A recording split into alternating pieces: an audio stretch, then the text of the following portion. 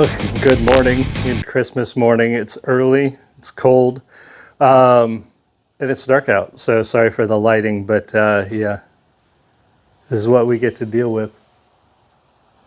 I think I heard somebody drive by. Anyway, what are we doing this morning? Well, we're smoking a prime rib for Christmas, and I promised a video. I actually think I promised this video a couple years ago, but I never did it, and so now we're doing it. And so I wanted to start with sort of an intro, I guess. Hopefully you're having a good holiday. We are smoking this prime ribs about 30 to 40 minutes a pound. So we are hoping to get that on here soon. It's almost 6. We plan to eat at 1, and I'd like about an hour window. So I'm hoping it gets done around noon and gives me a cushion. Always leave yourself a cushion when you're smoking, especially a big expensive piece of meat for a holiday. Give yourself a cushion, if you will. You don't want to mess it up and have it be late when everybody's starving. So I'll show you the setup, show you the smoker, and then it should be up to temp soon. Then we'll go inside and prep the meat. But yeah, we're gonna take a look at that. It's also starting to drizzle just a little bit, so we won't be out there too long. I don't want to get rain on my my equipment, so I'll be back. Okay, here we are out at the old Oklahoma Joe, and what's our temp? We're getting there, 217. So again, we're gonna smoke this for roughly 6 hours. It may take 7. I'm leaving myself an hour cushion. One of the things you'll note, if you don't know that, that's a big tip, especially on a cold, wet day. Warm your wood on top of your firebox. And I also have a can down there to catch ashes that are going to fall out of the firebox. Have yourself some good leather gloves handy. You're going to be handling wood. You're going to be handling warm materials. Those are not fireproof, but they will save your hands in a pinch. And also, meat probe. Now technically I'm not using this as a meat probe. It can handle up to 4 different thermometers, but I really only use that if I do have a lot of different cuts of meat or if I'm worried about the time. I really just use it to keep the temp of the cook box, because I don't trust those. Your indoor thermometers are okay. Some work better than others, but honestly, it's only giving you the temp of that side of the smoker near the lid. So we place our probe, if you can see, right in the middle, because that's where the meat's going to be. So I want to know the temp right there. Now in our firebox, we're using a mixture of oak, some fruit woods. I think there's some walnut mixed in. Any hardwood obviously is good. Ash is good.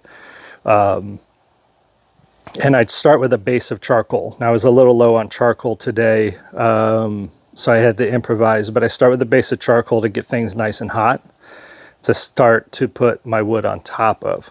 And when you do add wood, and I'll have this tip maybe if I remember later in the video,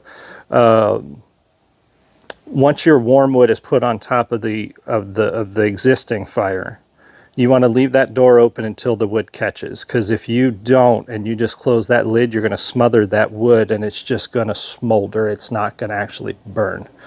So that's a quick tip for that. So once this comes up to temp, we're going to be getting the prime rib on. We're going to go inside and I'm going to show you the prep. Very simple prep work for a prime rib, for my process anyway.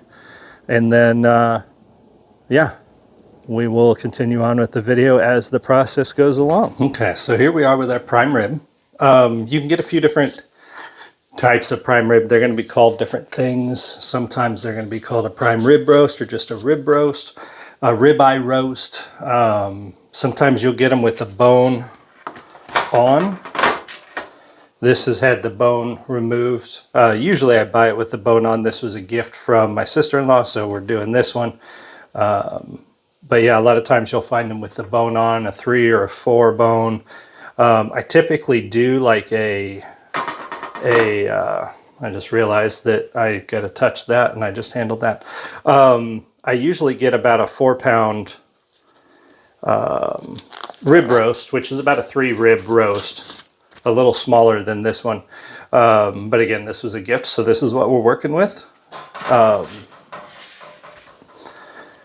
You can see it's basically just a ribeye, a long ribeye roast. Nice fat cap on the top and good marbling through here. It's usually bound with tape or butcher's twine to keep everything tight. If not, go ahead and bind it yourself, especially after you season it if you're using the bone-on type. Now, the only thing I've done to this, I've been very simple.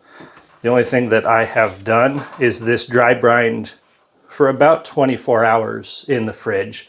Just dusted it lightly with salt, kosher salt, and put it in the fridge uncovered and just let it do what's called dry brining. It lets that salt really seep into the meat and get that flavor deep inside. And then I mean, you can do all kinds of things with this. If you look up prime rib recipes, you're going to see, sorry about that, you're going to see all kinds of, you know, different glazes and mustards and garlic butter and all these different things you can put on it. I just try to be as simple as possible. I'm going to let the meat do its thing. I'm going to let the smoker do its thing. And so I'm not going to cover it in a lot of stuff. But we are going to use whatever your favorite beef seasoning is. This happens to be my favorite beef seasoning. We just want to get that on there nice and liberally.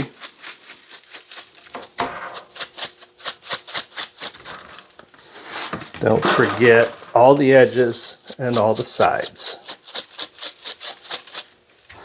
Now this is basically salt, pepper, and garlic. There's a few other miscellaneous seasonings in here, but the bulk of it is salt, pepper, and garlic. So really you'd be safe with just some standard salt, pepper, and garlic on this thing.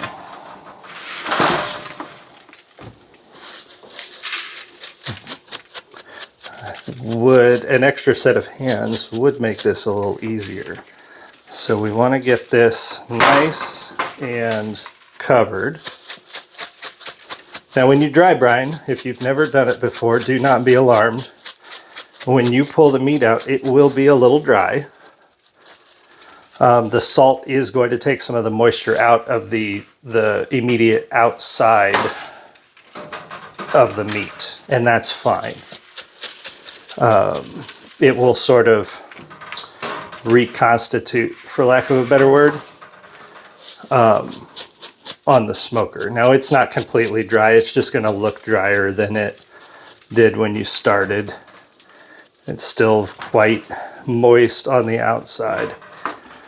Now you even want to season the fat cap, because as this renders down, as it breaks down, we are going to make an au jus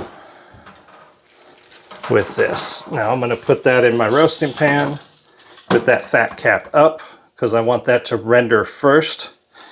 And yeah, we'll get that on the smoker. We're still waiting for the smoker to get up to temp, but as soon as it is, that's going on. And I'll see you in the next segment. So we've come back. I want to give you a quick update and what's next, so to speak.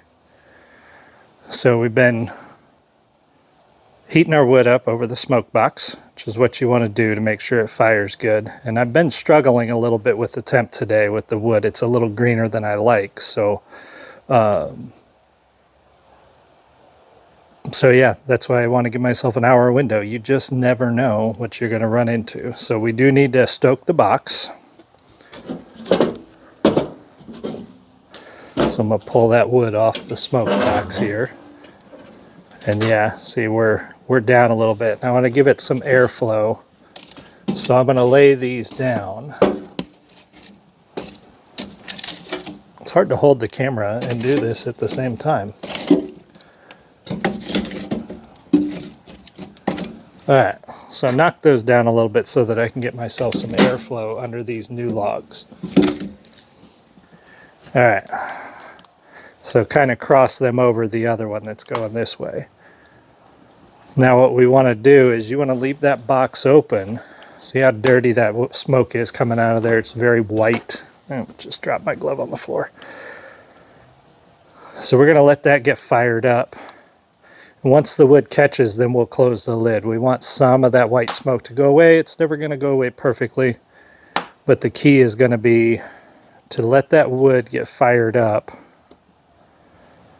before you close the lid. Otherwise, you're going to lose your temperature. We're about halfway through the smoke now. I'll start checking the temp in a couple of hours on the meat, and we'll see where we're at. And the next time I see you, we will probably be cutting things. I'll see you on the other side. All right, so we're out here to check the temp. We should be good to go soon, I would think. I gave myself an hour window. We are an hour ahead of when I wanted to be done. So now we're going to check the temp. Something you should definitely have, an instant read thermometer like this. So we're going to go check this and see where we're at. Now we're looking for about 130, 135 in the middle. And 136, about perfect. Now with prime rib, the way we're doing it, the outside's going to be a little more done. So for those of you who have family members who don't like the rare, you can give them something a little less, you know, a little less right in the middle. They maybe wanted a little more overdone, but that's okay. So we're going to pull this inside, we're going to wrap it, and then we're going to cut it in a little bit. So I will see you on the chopping block. All right, so we're ready to cut now. Prime rib has rested for roughly an hour. Use our nice big slicing knife here. And the moment of truth. Perfect on the inside, very juicy, and medium rare. Exactly the way we want it. So hopefully yours turns out like this.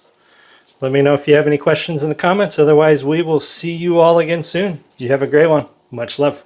Bye.